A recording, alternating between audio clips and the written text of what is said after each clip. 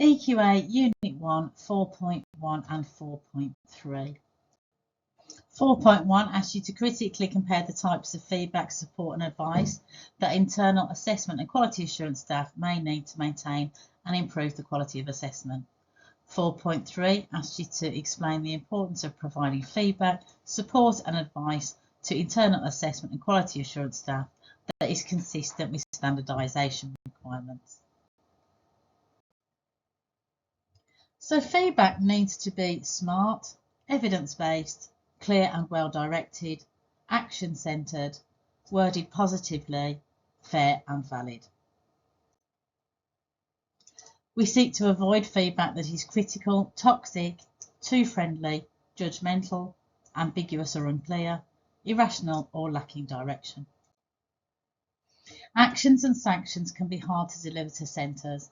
Their businesses may rely on the outcome of your report or be affected by it, and you must remain impartial and give feedback based on the evidence. Link it to the criteria set by the regulatory organisation that you'll work for. Ensure you avoid unconscious bias and remain professional. It is likely you will send your report electronically after a centre visit, and this way you do not deal directly with delivering any negative feedback and potentially emotional centre staff.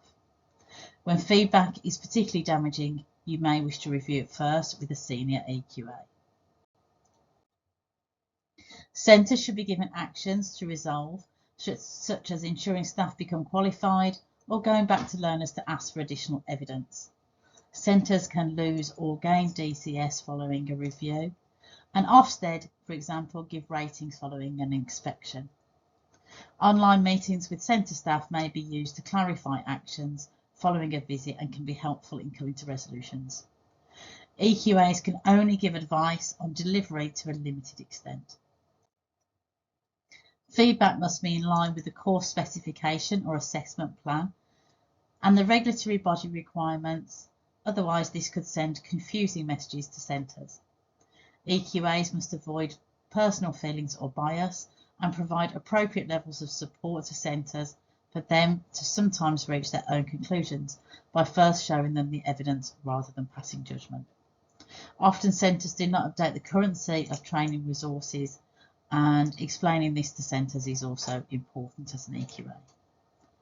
When staff in centres feel supported, they're more likely to make suitable changes. Remember the centre are your customer too, and that they must also comply with EQA regulations. So in your workbooks, answer the criteria for 4.1 and 4.3, and if you can, include some examples of when you've worked with an EQA and been given feedback.